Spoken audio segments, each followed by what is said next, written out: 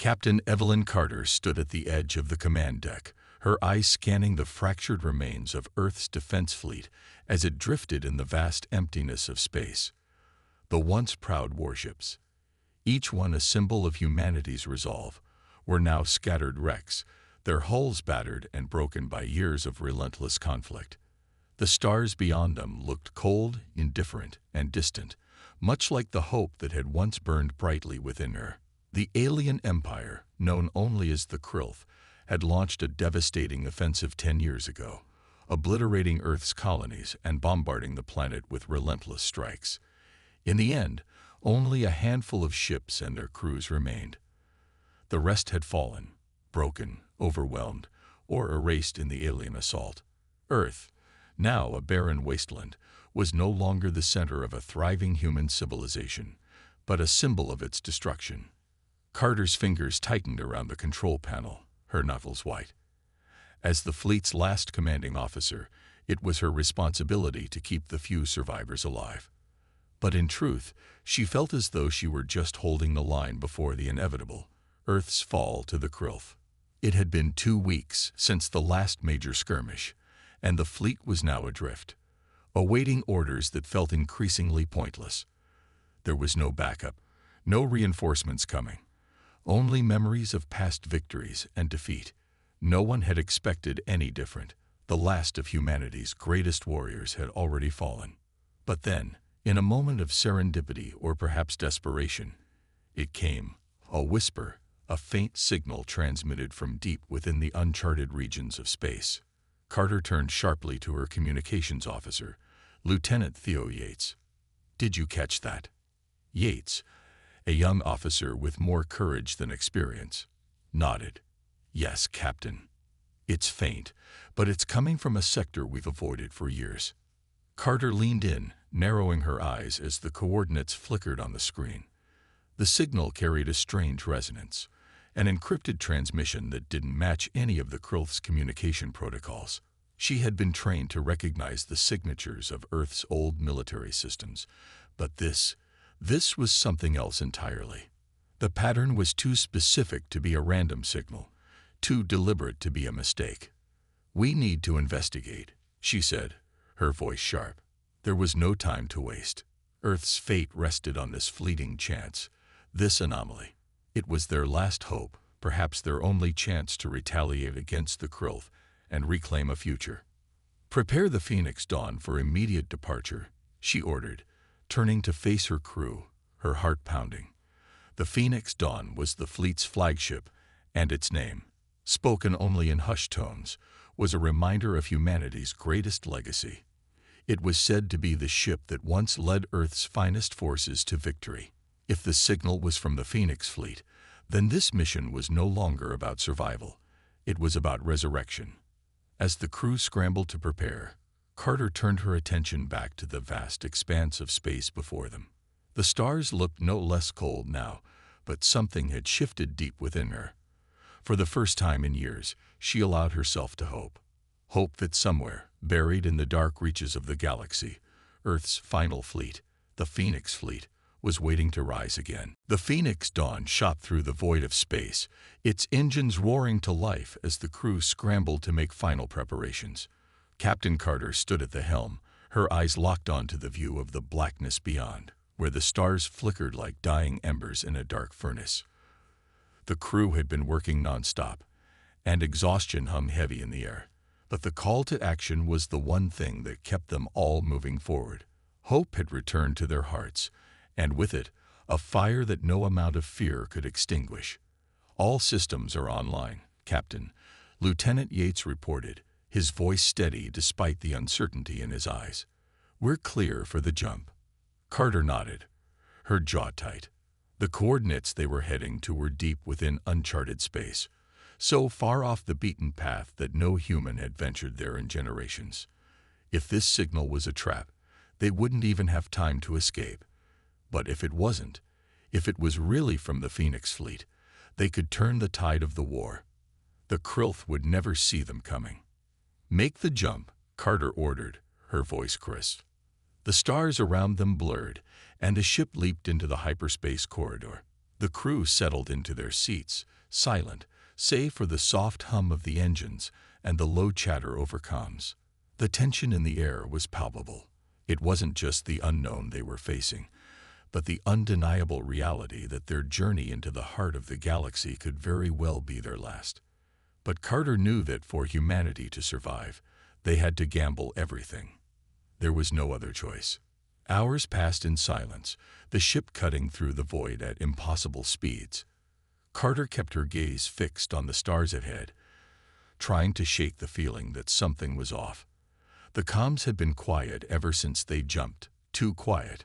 She glanced over at Yates, who was still working at his station. "Lieutenant, any anomalies? Anything strange?" Yates paused, his fingers hovering over the console. "Not yet, Captain. Everything's in the green. We should be nearing the signal's origin point in another hour." The minutes dragged on, and Carter's unease deepened. Something didn't feel right. They were too far from the core of human space now, surrounded by empty stretches of stars, and still no sign of anything resembling the Phoenix fleet.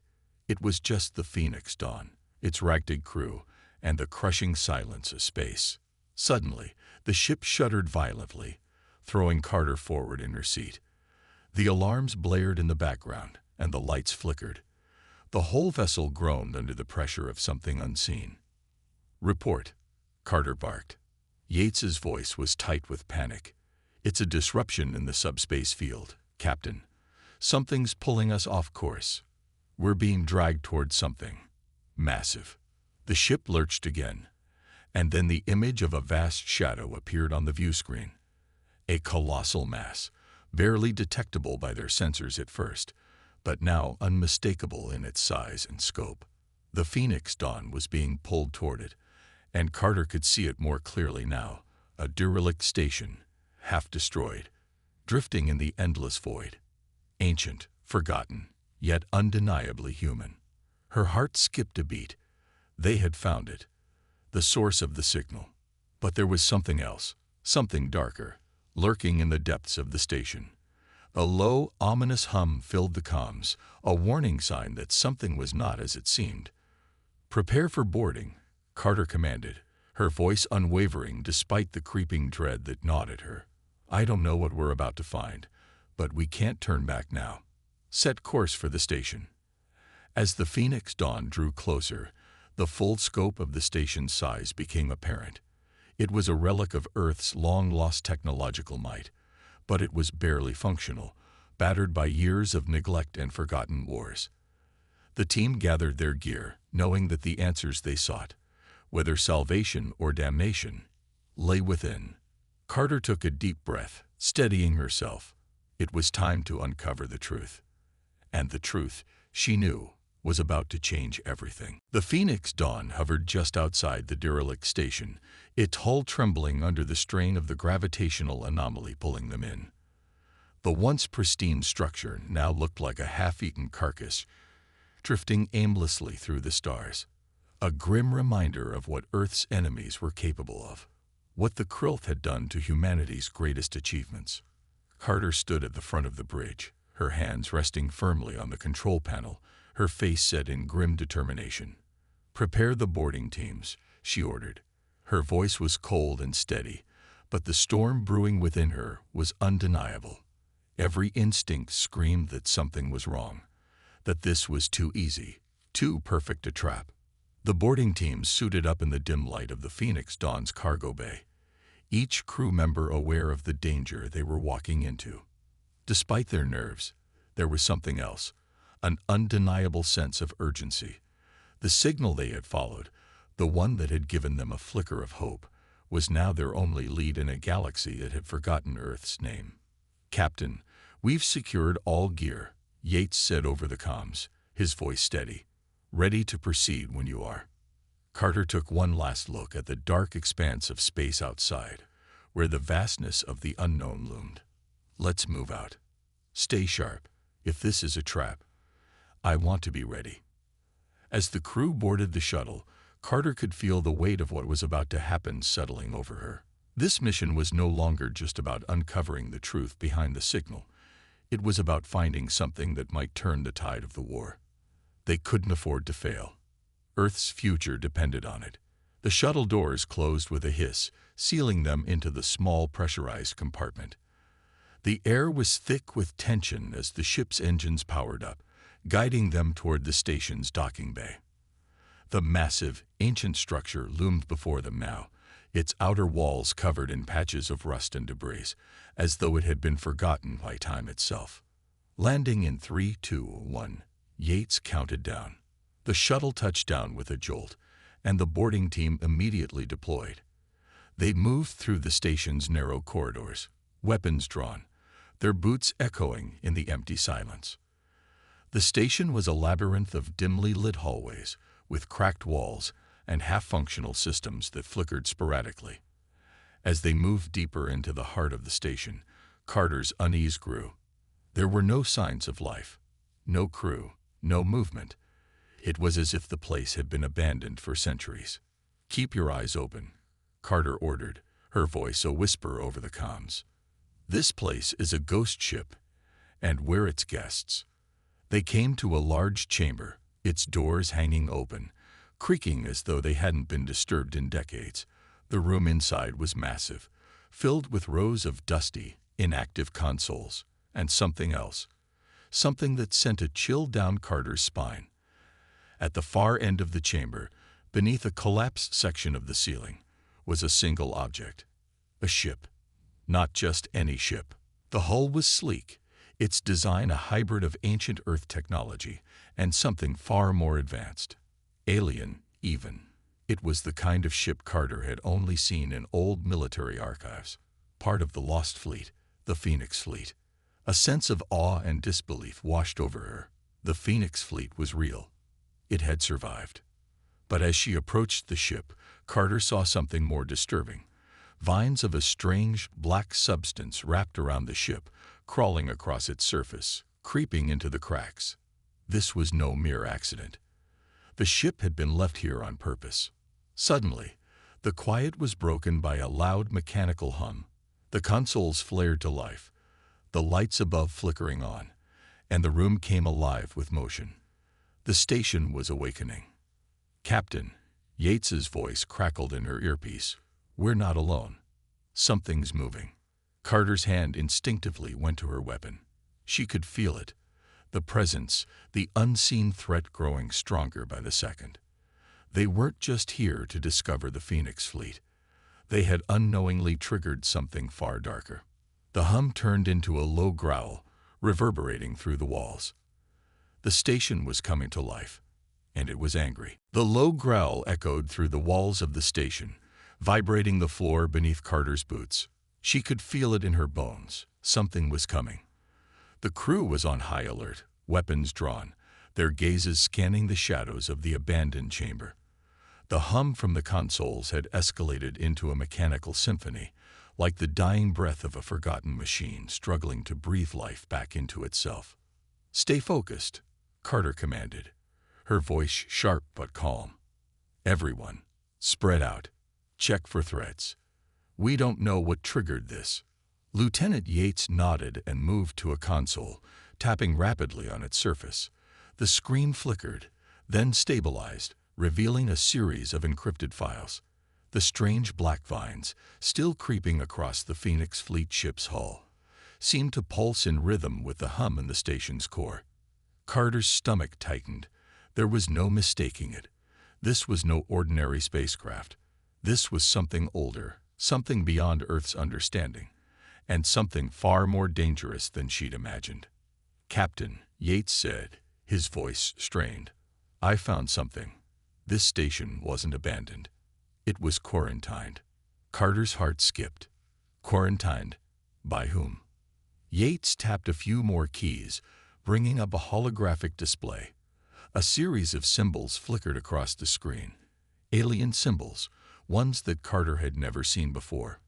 Beneath the symbols, a date. An old date. Earth's calendar was obsolete now.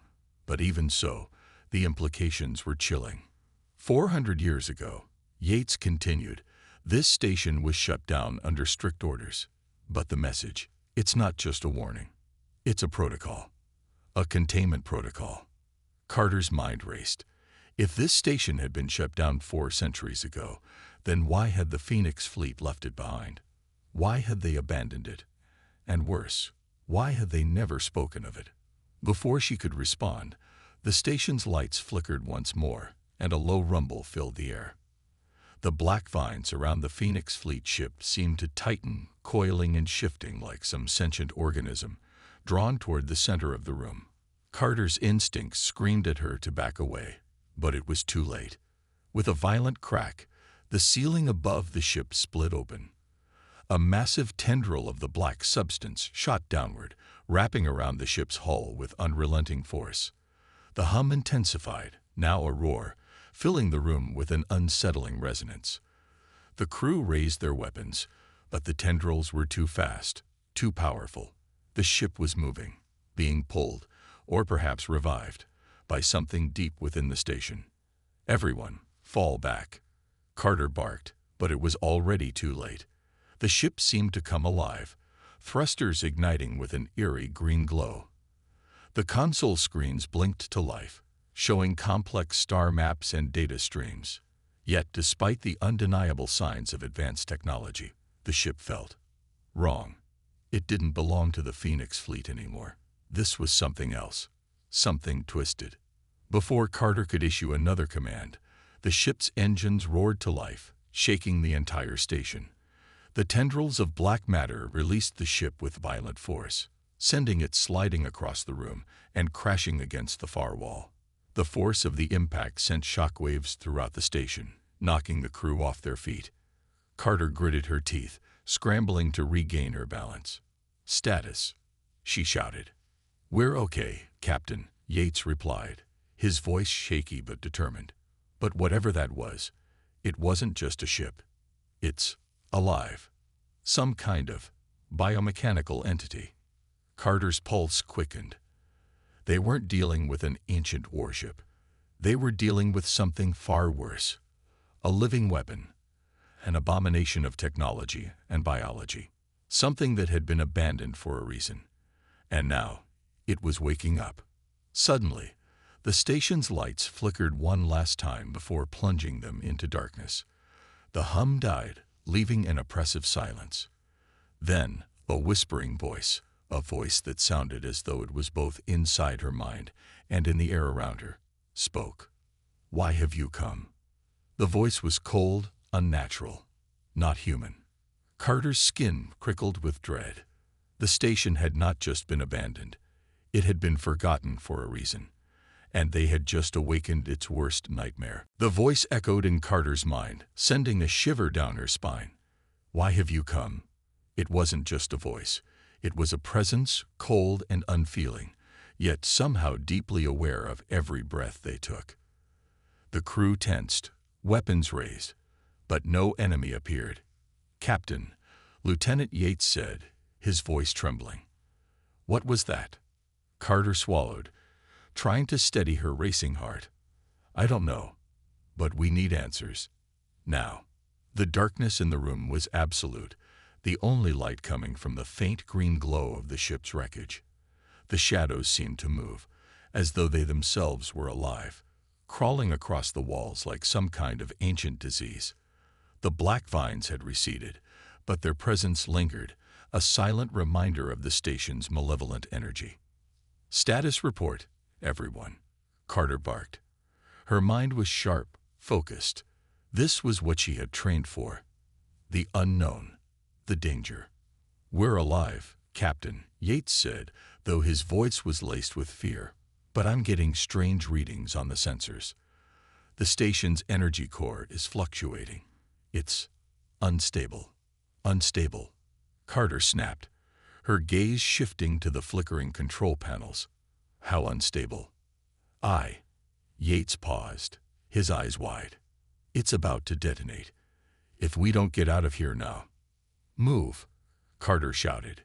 She grabbed Yates by the arm, pulling him toward the exit as the floor trembled beneath their feet. The station was reacting to them, its systems in revolt. Every corridor, every passageway, seemed to warp and shift, leading them in circles, dragging them further into the heart of the station. "Where's the shuttle?" Carter demanded. "We need to get out now." The crew sprinted toward the docking bay, but the hallway ahead had collapsed. The thick wall of black vines stretched across the corridor, blocking their escape route. The hum returned, low and rumbling, as the station's energy core reacted to the interference. "Captain," Yates said, "we're trapped." Carter clenched her jaw, her mind racing. There was no time for fear, no time for hesitation. If the core detonated, the shockwave would obliterate everything in its path. The Phoenix Dawn, the station, and anything in the surrounding system would be reduced to nothing. They had seconds, maybe less. She scanned the area, her eyes catching sight of a narrow maintenance hatch on the wall. It was their only chance. She rushed to it, pulling a tool from her belt and cutting through the rusted lock. With a swift motion, the hatch popped open, revealing a small maintenance tunnel. "Through here," Carter yelled. One by one, the crew scrambled through the hatch, crawling into the narrow tunnel. The station's rumbling grew louder, more frantic, as though it was alive and fighting back. Carter could hear the voice again, whispering in the back of her mind, colder this time. "You should have stayed away." Ignoring the voice, Carter focused on the task at hand. The tunnel twisted and turned, winding deeper into the heart of the station. The air grew thicker, more oppressive. The crew's footsteps echoed ominously as they pushed forward, their only hope now lying in the tunnel's unknown destination. "Captain," Yates called, his voice strained. "There's something up ahead. Light." Carter nodded, urging them forward. As they reached the end of the tunnel, they emerged into a vast chamber. The walls were lined with strange, pulsating machines, their surfaces slick with black slime. In the center of the room stood a large crystalline structure, glowing with an eerie blue light. The sight sent a chill through Carter's veins. "What is this?" Yates asked, his voice barely a whisper. Carter's breath caught in her throat. The structure before them was no ordinary machine. It was ancient, its design completely alien. Yet there was something familiar about it, something that connected it to the Phoenix fleet, to Earth's past. She stepped forward cautiously, her mind racing. This is the heart of the station," she said softly. "This is what's been keeping it alive." Her fingers grazed the surface of the crystalline structure, and immediately the room reacted. The black vines reared up from the floor, wrapping around her hand in an instant, binding her to the structure. "Captain," Yates shouted. But it was too late. The energy from the crystal surged into her body, filling her with a strange, foreign power. Images flashed in her mind, visions of an ancient war, of Earth's greatest warriors, and of a terrible mistake made long ago. The Phoenix fleet had found this station, but they had not understood what it was, and in trying to control it, they had unleashed a force beyond their comprehension. The voice spoke again, louder now, as if it had taken hold of her mind. "You are the last to awaken the past." Carter's vision blurred, but she knew one thing for certain: they had awakened something that could destroy them all. And now she had no choice but to face the consequences. Carter's mind was a storm of confusion and terror as the energy from the crystalline structure coursed through her. Her vision swam, and the air around her thickened, as though the very walls of the station were closing in. The voice, no longer a whisper, filled her thoughts completely, reverberating in her skull like a cacophony of ancient, forgotten sounds. "You are the last to awaken the past," it echoed again, its tone more commanding, more intimate. "The last to carry the legacy of what was once, what is still to come." The black vines tightened around her hand, and Carter struggled to free herself. But the grip was unyielding. Her body was frozen, a prisoner of the crystal's overwhelming power. Every thought, every shred of her will seem to evaporate as the voices merged into one. "Captain," Yates shouted again, his voice desperate. "We have to get you out of there." But his words felt distant, as though they were coming from another world. Carter's gaze locked on the crystal, and the room around her began to shimmer with fractured images, visions of a time long past, a planet burning, cities destroyed, and warriors, Earth's finest, fighting against an unimaginable force. She saw herself standing on the precipice of a great decision, her face illuminated by the same eerie blue light that now surrounded her. Why? Why am I seeing this? Carter whispered, her voice barely audible even to herself. The voice answered, not from the crystal, but from everywhere. You were chosen, the last of your kind, the one to see the truth of the Phoenix Fleet, the truth of the war. The image of Earth's cities burning intensified, and Carter's stomach churned. The destruction, the death, it was all tied to something greater than the fleet, something far older. She could feel it now, a cosmic war that spanned the stars, one in which Earth had been a mere pawn. The Phoenix Fleet had been sent to this very station, not as explorers, but as something else, something they had never known. Suddenly, Carter's mind cleared, like the fog lifting from a battlefield. She blinked, focusing on the here and now. The vines were still wrapped around her, but she had a sense of control. She could hear the frantic voices of her crew, and Yates was right by her side, trying desperately to pull her free. With a roar, she broke the vine's grip, staggering back as the room swirled into focus. The air around her crackled, the crystalline structure flickering with dangerous energy. Yates grabbed her by the shoulder, his grip firm but shaking.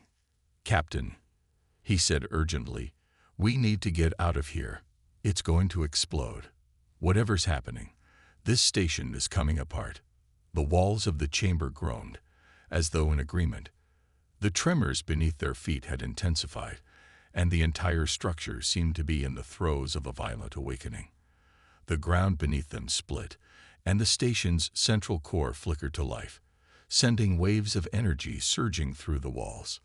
"We don't have much time," Carter said, her voice returning to its usual commanding tone. She turned toward the crew, now gathered around her, their faces filled with a mixture of awe and fear. "The truth is in this station. The Phoenix Fleet came here, but they were never meant to return. They were sent here to protect something more dangerous than we could ever imagine." "But why would they hide it?" Yates asked, fear creeping into his voice. "What's here that's so dangerous?" Carter shook her head, the weight of the knowledge pressing down on her. "I don't know, but whatever it is, it's waking up. And we're at its heart." The crystal pulsed once more, and Carter could feel the floor beneath her shift, the room warping as the structure's power spiraled out of control. They had to move, but the path back to the shuttle was blocked by rising walls of black matter. The station was alive, reacting to them, protecting itself. "We'll never make it to the shuttle," Yates said grimly. "No," Carter replied, her eyes narrowing with determination. "We don't need the shuttle. There's another way out, through the central control room. I saw it when I touched the crystal." Yates's eyes widened. "The control room. Captain, that's where everything is linked. If we go there, we cooled." "End it," Carter interrupted. "We can't let this station collapse on itself. We can stop it." The crew hesitated for a moment, but Carter's resolve was unwavering. She turned toward the door of the chamber, pushing forward despite the increasing tremors and the oppressive energy that seemed to close in around them. They had one chance, one last opportunity to uncover the truth and stop the station from destroying them all. Together, they charged forward, weapons drawn, their only hope now lying in the heart of the station, at the epicenter of the disaster. The sound of Carter's boots echoed through the narrow passageways as she led the crew toward the central control room. The walls of the station seemed to pulse with energy, the shadows shifting like living things, pressing in from all sides. The station was alive, thrumming with the power of ancient forces that had been dormant for far too long. It was as though the very structure itself was aware of their presence, watching them, waiting for them to make a move. Yates was at her side, his face grim, his grip tight on his weapon. The rest of the crew followed closely behind, their eyes darting to every corner, every flicker of movement in the darkened hallways. "Captain," Yates said, his voice low and tense, "this place is falling apart. The core's instability is escalating. If we don't reach the control room in time, we'll die with it," Carter finished, her voice hard as steel. She didn't need to hear the rest. She already knew what was at stake. The eerie hum of the crystal still reverberated in her bones, and every time she closed her eyes, she saw the same haunting images, visions of Earth's fall, of the Phoenix Fleet's true purpose, and of the terrible forces they had unleashed when they first discovered this station. It was a burden she couldn't shake, and it was a burden that, for better or worse, she was now bound to carry. "I'm not letting this station take us down," Carter continued, her gaze fixed on the path ahead. "We came here to learn the truth. Now we're going to make sure it doesn't destroy us all in the process." The control room was close. She could feel it, the very air growing heavier with each step. The station's heart, the crystal, was pulsing more violently now, and the walls were beginning to crack under the strain. The crew had no choice but to keep moving forward. Time was slipping through their fingers. "Watch your backs," Carter ordered as they rounded a corner. The corridor opened up to a massive chamber, and there it was, the central control room. Its doors were wide open, and a flood of cold, flickering light spilled out into the hallway, bathing them in an eerie glow. But as they moved toward the doors, a deafening roar erupted from behind them. Carter spun around, her eyes narrowing as a wave of energy shot from the walls, closing off their only exit. The black vines reappeared, twisting and writhing like serpents, sealing them inside the chamber. They were trapped. "This is it," Yates said, his voice laced with panic. "We're too late. We're all going to die in here." Carter didn't respond. Instead, she turned back toward the control room, her mind racing. The crystal's energy was already threatening to tear the station apart. She had to get to the core. She had to stop it. But how? "Captain," Sergeant Ross said, his voice calm, though a hint of fear lingered beneath the surface. "We can't escape. But if we don't shut this down, nothing will survive. If this thing blows, it'll take every ship in the fleet down with it." Carter clenched her fists, staring at the glowing control room. This was the moment. The decision was hers, and hers alone. "I'm going in," she said finally, her tone resolute. "I don't know if I can stop it, but I know I have to try." Yates hesitated, his brow furrowing. "Captain, we can't lose you." "I'm not asking for permission," she cut him off. "I'm taking this chance. You all get to the shuttle bay. I'll buy you time." A cold silence fell over the crew. They knew what she was asking of them. The shuttle bay was still their only means of escape, and if Carter didn't make it, they would need to fight for their lives. "Understood, Captain," Yates said, his voice steady despite the fear that was gnawing at him. Without another word, Carter strode into the control room. The door slammed shut behind her, and the room was flooded with bright, pulsating light. The energy from the crystal surged through the walls, and Carter felt it course through her once more.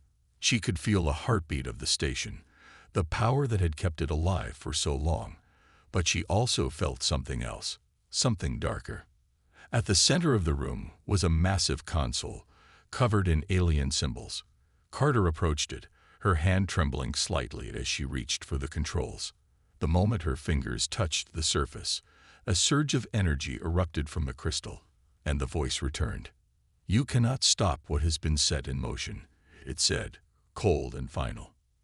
"I'll be the judge of that," Carter muttered, her gaze hardening as she began to work the console. The room around her began to tremble, the energy building to a deafening crescendo. The station was coming to life, its systems firing back to life, as if waking from a long, ancient slumber. Carter's hands moved with precision, overriding commands, forcing the station's energy core to halt its cascade of destruction. But even as she worked, she knew it wasn't enough. She had to do more. Outside, the crew was waiting. But this was her fight now, her decision to make. Carter's hands flew over the console, her mind racing as the station's core threatened to consume them all. The air in the control room grew thicker, more oppressive, and the walls pulsed with energy, each beat of the station's heart sending a shudder through her. The voices in her head had become louder, more insistent, like a cacophony of whispers trying to drown out her thoughts. She focused harder, overriding the commands, forcing the system to obey her will. But the voice was persistent. It whispered warnings, threats. You cannot stop what is inevitable. The fleet has fallen, and so must you. Carter's heart pounded, but she fought against the mounting pressure. The vision of the Phoenix fleet's destruction flashed in her mind, the souls of those lost at the hands of this station, of the powers it harbored. She wouldn't let them die in vain.